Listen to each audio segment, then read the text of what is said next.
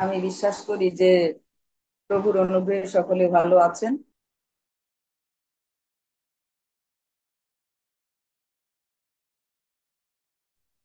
আর mute করে নিতে হবে, মিউট হয়ে গেছে। শোনা যাচ্ছে? শোনা যাচ্ছে হ্যাঁ, এখন? এবার এবার শোনা যাচ্ছে। সকলকে জয় যিশু। ঈশ্বরে গৌরব করি এখন সময়ের জন্য। প্রভু অনুগ্রহ করে কৃপা করে সুযোগ দিয়েছেন। আর সেই জন্য ধন্যবাদ জানাই। সুন্দর আরাধনা। রিপন দা আমার জানা কয়েকটা গান তিনি করলেন অনেক আগে, যখন ফেইথ বাইবেল অ্যাসেম্বলি আমরা সেখানে আরাধনা করতাম, এই গানগুলো সেখানে আমরা করতাম। অনেকদিন পরে শুনলাম, আর সেই জন্য ধন্যবাদ দিই। উর্মি বোনকে ধন্যবাদ জানাই যে উর্মি বোন সুযোগ করে দিয়েছেন, এবং আজকে যারা জুমের সঙ্গে যুক্ত হয়েছেন প্রত্যেকে প্রভু যীশু খ্রিস্টের শুভেচ্ছা জানাই। আহ, আমরা ঈশ্বরের বাক্যের কাছে চলে যেতে চাই। আজকের একটা বিষয় রয়েছে, পুরাতন নিয়ম থেকে আমি কথা বলবো। আহ একজন মহিলার বিষয় নিয়ে, সুনেম নামে একটা জায়গায়।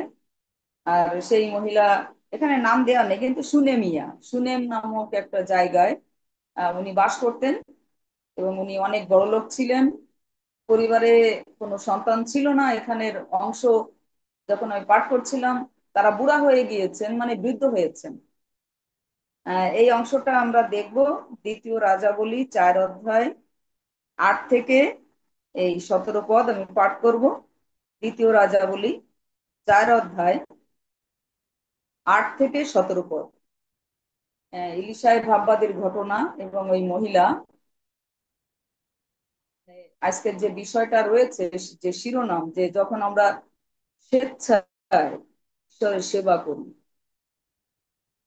তখন আমাদের উপরে কেমন আশীর্বাদ নেমে আসে যখন আমরা স্বেচ্ছায় ঈশ্বরের সেবা করি। আমি পাঠ করছি দ্বিতীয় রাজাবলী 4 অধ্যায় 8 থেকে 17 পদ। এখানে লেখা রয়েছে, একদিন এলিশায় শুনেমে গেলেন। আমি গমন ভার্সন থেকে পাঠ করছি। সেখানকার একজন ধনী স্ত্রী লোক তাকে খাওয়া দাওয়া করবার জন্য সাদাসাদি করেছিলেন। পরে যতবার তিনি সেই পথ দিয়ে যেতেন, ততবারই সেই বাড়িতে খাওয়া দাওয়া করবার জন্য থামতেন। স্ত্রী লোকটি তার স্বামীকে বললেন, এই যে লোকটি প্রায় আমাদের এখানে আসেন, আমি বুঝতে পেরেছি যে তিনি ঈশ্বরের একজন পবিত্র লোক।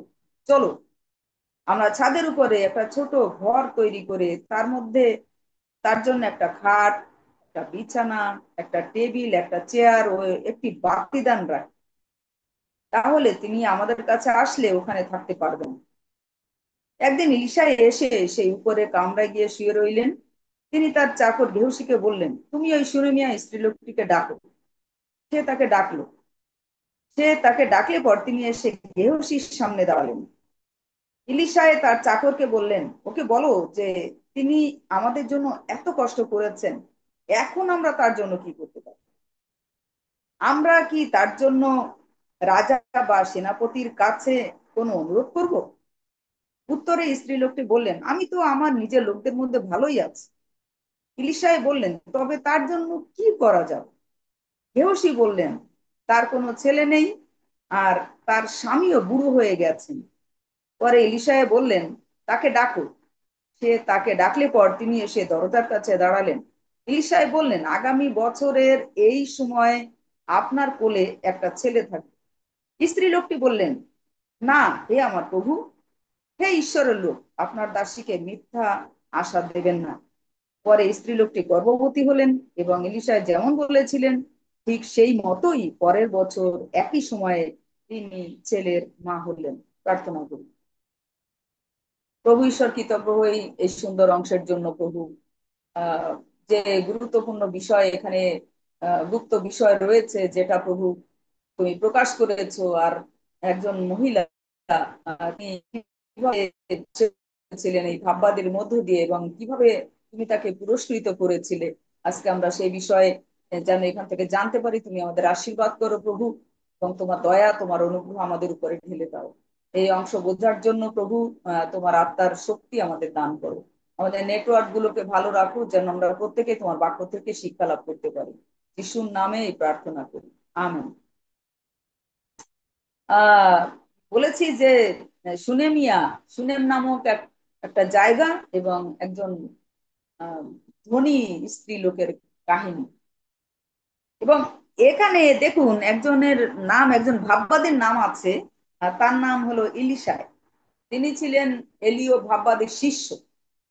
এবং এলীয় ভাববাদীর মধ্যে যে আহ পবিত্র আত্মার শক্তি ছিল, এলিশায় এলিওকে অনুরোধ করেছিলেন যে আপনার আত্মার দ্বিগুণ শক্তি যেন আমার উপরে থাকে। তো এলিও ভাববাদী বলেছিলেন যে তুমি খুব কঠিন বর যাচনা করিলে, যদি আমার স্বর্গে যাওয়া তুমি দেখতে পাও, তবে ওই বর তোমার উপরে ভর করবে। আর তিনি দেখতে পেয়েছিলেন যে আগুনের রথে করে এলিও ভাববাদী তিনি স্বর্গে চলে যাচ্ছেন, ঈশ্বর তাকে তুলে নিয়েছিলেন। তিনি মৃত্যুবরণ করেননি, কিন্তু ঈশ্বর তাকে সম্মানের সঙ্গে রথে করে স্বর্গে নিয়ে গিয়েছিলেন এবং তিনি তা দেখেছিলেন।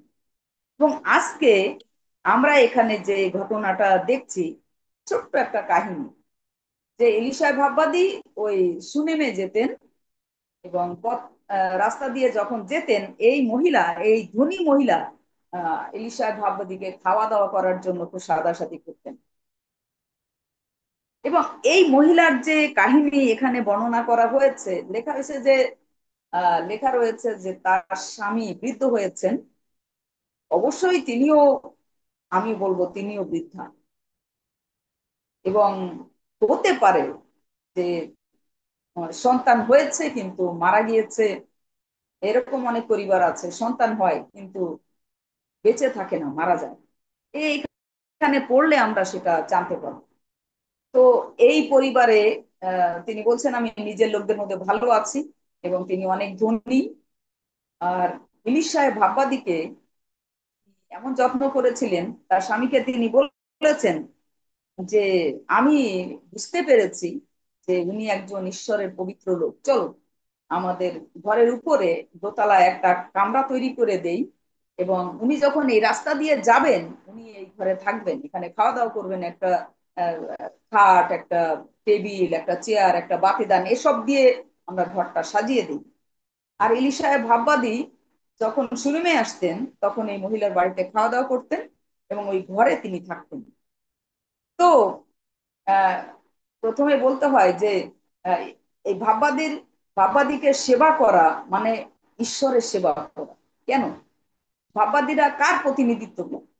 ভাববাদীরা ঈশ্বরের প্রতিনিধিত্ব করে।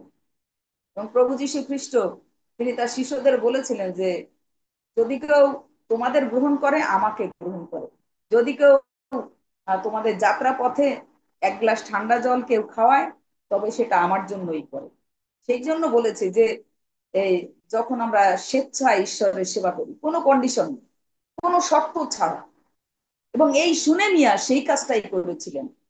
এবং যখন এরকম ভাবে এই মহিলা এলিশা ভাববাদীকে যত্ন করতেন, সাধ্য সাধনা করতেন এবং দোতলায় একটা ঘর তৈরি করে দিলেন আর সেখানে এসে থাকতেন, তখন এই ইলিশা ভাববাদী তিনি চিন্তা করলেন যে এই মহিলার জন্য আমরা কি করতে পারি। দেহসিকে বললেন ওনাকে ডাকো তো, যে আপনি তো আমাদের জন্য এত কষ্ট করেছেন, আমরা আসলে আপনার জন্য কি করব। মহিলা কিন্তু কিচ্ছু চায়নি। খেয়াল করে দেখুন, তিনি কিছুই চাননি। ইলিশায় তার চাকরকে বললেন আবার ডেকে নিয়ে আসো। তিনি আহ জিজ্ঞাসা করেছেন আপনার জন্য কি করব, কিন্তু তিনি কিছু চাননি। চাই না কেন তিনি চাননি? আমরা তো ঈশ্বরের সেবা করি না মা, একটা মানে একটা কন্ডিশন আমাদের থাকে। আমি সদাপ্রভুকে প্রেম করি। দাউদ বলেছেন আমি সদাপ্রভুকে প্রেম করি, কারণ তিনি শুনেছেন আমার রব আমার মিনতি। দাউদের গীতে এটা লেখা রয়েছে, আমি সদাপ্রভুকে প্রেম করি, আমি ঈশ্বরকে ভালোবাসি, এই কারণ তিনি আমাকে ভালোবাসেন। একটা শর্ত, অবশ্যই একটা শর্ত তো থাকেই, ঈশ্বর আমাদের প্রার্থনার উত্তর দেন, সেই জন্যই তো আমরা তাকে ডাকি। কিন্তু এই যে সুনেমিয়া মহিলা, তাকে বলা হয়েছে আপনার জন্য আমরা কি করব, তিনি বলেছেন না আমি ভালো আছি। মানে তার আর ঈশ্বরের কাছে কোনো কিছু চাওয়ার নেই। কিন্তু হাব্বাদি তিনি কি বললেন? তিনি নীরব থাকলেন না। অর্থাৎ স্বেচ্ছায় যখন আমরা ঈশ্বরের সেবা করি, তখন বিষয়টা কিরকম হয়? ঈশ্বর অস্থির হয়ে যান আমাদেরকে আশীর্বাদ করার জন্য। ইলিশাই কি বললেন যে আপনার আগামী বছরের এই 16 পদে আছে, এরকম সময় আপনার কোলে একটা ছেলে থাকবে। কিন্তু ওই শুনে মিয়া তিনি বলে, না না না, মিথ্যা আশ্বাস দেবেন না, আমাকে মিথ্যা আশ্বাস দেবেন না, হতে পারে তার আগে বাচ্চা ছিল, সেই বাচ্চা মরে গিয়েছে, কোনো ছেলে হতে পারে তার হয়েছিল কিন্তু মারা গিয়েছে, সেই জন্য বলছেন আমাকে আর মিথ্যা আশ্বাস দেবেন না। কিন্তু ইলিশাই বললেন, না, আগামী বছরের এই ঋতুতে আপনার কোলে একটা ছেলে থাকবে। বয়স হয়েছে, কিন্তু ঈশ্বরের আশীর্বাদ তার উপরে নেমে এসেছে। আমরা প্রথমত আমি বলতে চাই, ছেলের ঘটনা আরেকটু পরে। প্রথমত আমরা এখানে আহ, এটাই আমি এখানে বলতে চেয়েছিলাম যে যখন আমরা নিঃস্বার্থ ভাবে ঈশ্বরকে সেবা করি, অনেক বড় লোক না, অনেক সময় ধনীরা সেরকম ভাবে ঈশ্বরের কাজে এগিয়ে আসে না, আবার অনেক সময় আসে। কিন্তু এই মহিলার সম্পূর্ণ ভিন্ন ছিল, সম্পূর্ণই আলাদা। তার অন্তরে অনেক কষ্ট ছিল, সেই জন্য এলিশার ভাববাদীকে তিনি বলেছেন আমাকে মিথ্যা আশ্বাস দেবেন না। এত কষ্ট থাকলেও পরিবারে আর কেউ নেই, সেটাও বোঝা যায়, স্বামী স্ত্রী দুইজন রয়েছেন এবং অনেক বড় লোক, কিন্তু তাদের মনে অনেক কষ্ট ছিল। তারপরেও তিনি এলিশাকে এমন সেবা করেছেন। এবং এই ভাববাদীকে সেবা মানে কাকে সেবা করা? ঈশ্বরকে সেবা করা। এবং তিনি দোতলায় ঘর বানিয়ে দিয়েছেন যেন ঈশ্বরের লোক এখানে এসে থাকতে পারেন। তিনি কোনো কিছুই চান। কিন্তু এই যে ভাববাদীর অন্তর, তিনি অন্তরে জ্বালা অনুভব করেছিলেন, উনি যে এত কষ্ট করলেন, আসলে আমরা কি করব? এরকম ঘটনা বাইবেলে খুব কম, এরকম ঘটনা আছে। আমরা দেখি অনুতাপিনী স্ত্রীর কথা, প্রভু যীশু খ্রিস্ট, প্রভু যীশু খ্রিস্টকে তিনি সেই দামি আতর দিয়ে পা পায়ে ঢেলে দিয়েছিলেন, পা ধুয়ে দিয়েছিলেন, চোখের জলে পা ধুয়ে দিয়েছেন, চুল দিয়ে মুছিয়ে দিয়েছেন। এই আরেকটা ঘটনা, পুষ্টি সিমনের বাড়িতে গিয়েছিলেন এবং সেটা প্রভু যিশুর অন্তর জুড়িয়ে দিয়েছিল। প্রভু বলেছিলেন তোমার পাপ ক্ষমা হয়ে গিয়েছে। এই যে যখন আমরা এরকম একটা হৃদয় কখন আমাদের মধ্যে সৃষ্টি হয়, কখন প্রায় প্রায় সময় আমাদের প্রার্থনা ঈশ্বরের কাছে, আমরা সেই প্রার্থনা করতে থাকি, আহ অনেক মানত করি, যদি প্রার্থনার উত্তর না পাই তবে মানতও আমরা দেই না, কারণ আমি মানত করেছিলাম আমার ছেলে বা আমার মেয়ে বা আমার নিজের জন্য বা অন্য কারোর জন্য। ঈশ্বর প্রার্থনার উত্তর দেন, আমরা মানত পূর্ণ করিনি। এরকম কন্ডিশনে ঈশ্বরের সঙ্গে চলে। কিন্তু এত সব, এসব কিছুর উপরে, এত সব কিছুর উপরে যখন আরো ঊর্ধ্বে আমাদের ধার্মিকতা চলে, তখন আমরা, আমাদের জীবন কিরকম হয়ে ওঠে। আর ঈশ্বর আমাদের জন্য কি করেন আমরা তো চাই না। তিনি, এই মহিলা, তিনি ঈশ্বরের কাছে কিচ্ছু চাননি, একেবারে নিঃশর্ত ভাবে তিনি ঈশ্বরের সেবা করেছিলেন। কিন্তু এলিশায় ভাববাদী নিজে যেচে তিনি কথা বলেছিলেন, তোমার জন্য আমরা কি করব? এই যে বাধ্য বাবার, যেমন আমরা উদাহরণ দিতে পারি, কোনো বাবা মার যদি এমন একটা ছেলে থাকে, না, এত নম্র, এত বিনয়ী, মানে কোনো কিছুই চায় না, এরকম অনেক পরিবার আছে, খুব ভালো ছেলে কিংবা মেয়ে, বাবা মার বাধ্য রয়েছে, সবকিছু করে সে, কোনো শর্ত ছাড়াই বাবা মার সেবা করে যাচ্ছে।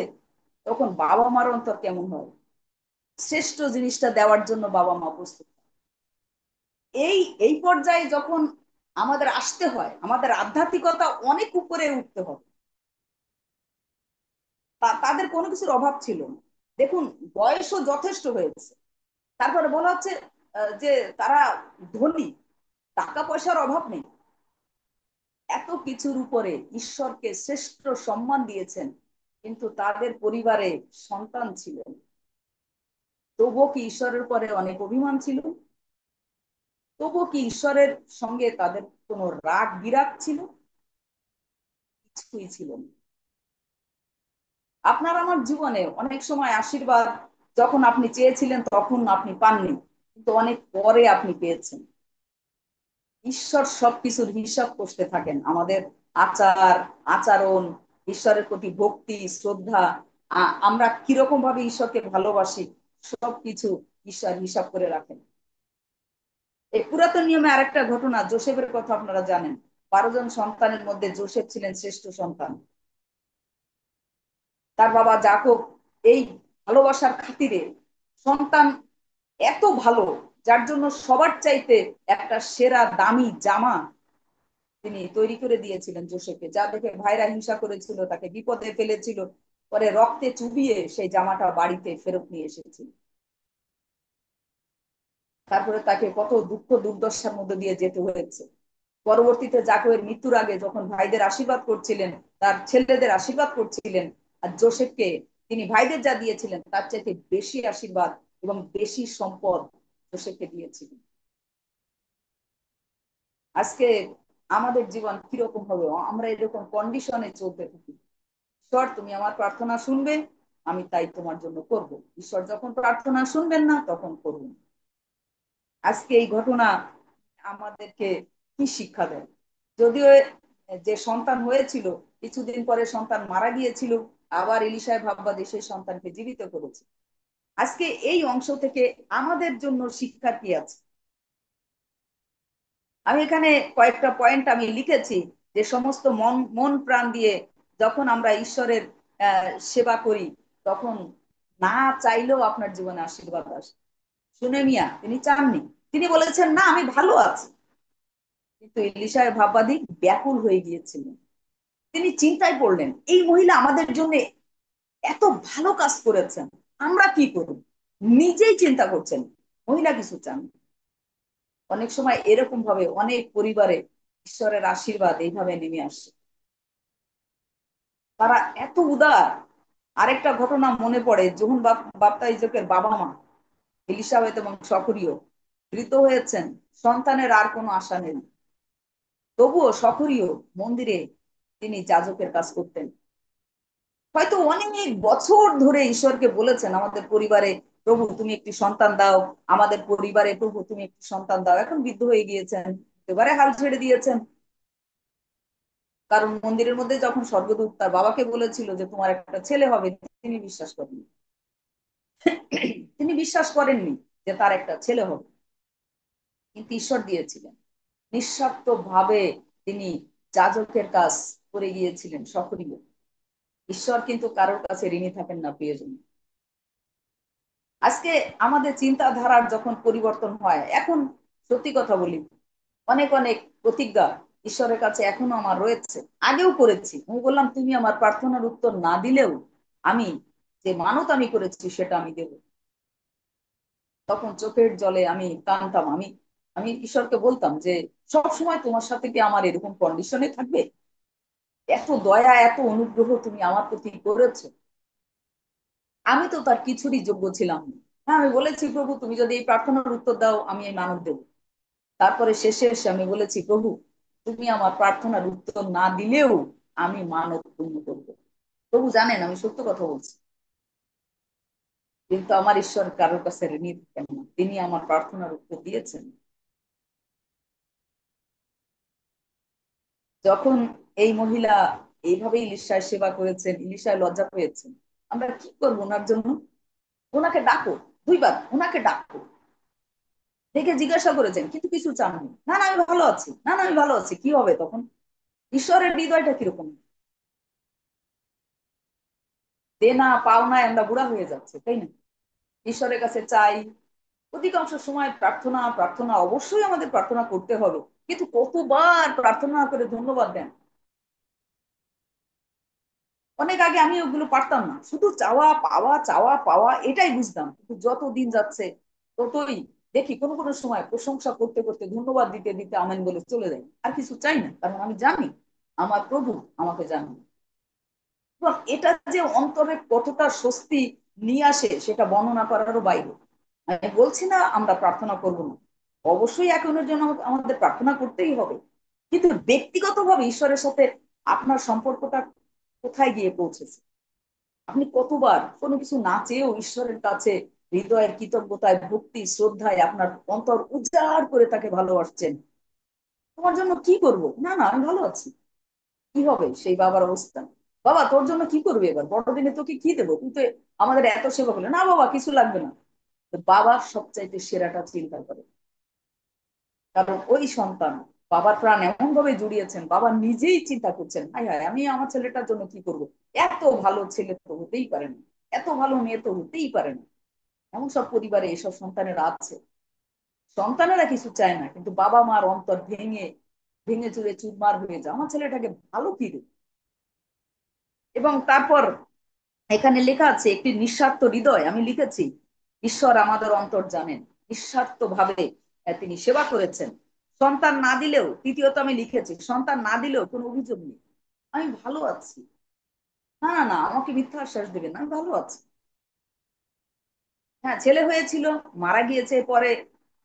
যদি 18 পর থেকে দেখেন মারা গিয়েছিল, কিন্তু ইলিশার প্রার্থনায় সেই ছেলে আবার সুস্থ হয়েছিল। কারণ ঈশ্বর যা দেন তা রক্ষাও করেন, যদি মৃত্যু আসে তবুও ঈশ্বর রক্ষা করেন। তারপর আমি লিখেছি আমরা অন্তর দিয়ে তার সেবা করলে ঈশ্বর আমাদের সেবা করার জন্য ব্যস্ত যান। যদিও আমাদের সময় শেষ হয়ে আসে, তারপরেও ঈশ্বর আপনাকে তা দেবেন। এবং তাই আমি সর্বশেষে এই কথা বলতে চাই যে পৃথিবী খুব দ্রুত সামনের দিকে এগিয়ে যাচ্ছে, আধুনিক হচ্ছে অনেক কিছু, কিন্তু আপনার আমার আত্মিক জীবন, এই মহিলা কত ধনী ছিল চিন্তা করুন, কিন্তু তার আত্মিক জীবনটা কেমন ছিল, ঈশ্বরের প্রতি তার মনোভাবটা কেমন ছিল, ঈশ্বরের লোককে তিনি কিভাবে দেখেছেন। তার টাকা পয়সা এসবের দিকে কি তার দৃষ্টি ছিল? তার দৃষ্টি ছিল কার দিকে? ঈশ্বরের দিকে। চলো আমরা ঈশ্বরের লোকের জন্য একটা ঘর বানাই। তিনি তো, তিনি এখানে আসলে আমাদের এখানেই থাকবেন এবং এখানেই তিনি আমাদের সঙ্গে সময় কাটাবেন। অনেক ধনী ছিল, কিন্তু এসব তার অন্তরে জায়গা করে নেয়নি। তার অন্তরে যিনি জায়গা করে নিয়েছিলেন তিনি হলেন ঈশ্বর। এবং সম্পূর্ণ অন্যরকম একটা চিত্র দেখা গেল যখন তাদের পরিবারে সন্তান হলো। তাই প্রিয়জন, আমাদের চিন্তাধারা, আমাদের মনোভাব সবসময় একই রকম। পিতাকে কেমন ভালোবাসেন? আমার এবছরে দুইটি শ্রেষ্ঠ মানত রয়েছে ঈশ্বরের কাছে। যদি আমি এখন বলছি না, আমি পিতাকে বলেছি তুমি এসব না করলেও আমি এই মানত পূর্ণ করি। আমার খুব আনন্দ হয় যখন আমি আমার পিতাকে এই কথাটা বলতে পারিনি।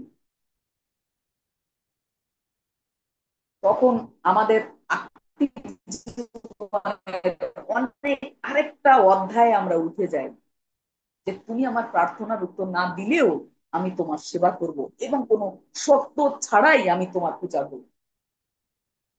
মনে রাখুন, আমাদের ঈশ্বর তিনি দয়াধনে ধনবান, তার সন্তানদের এত ভালোবাসেন, তিনি তার সন্তানকে এত ভালোবাসেন যে তার সন্তানের জন্য কিছু করার জন্য তিনি ব্যাকুল হয়ে।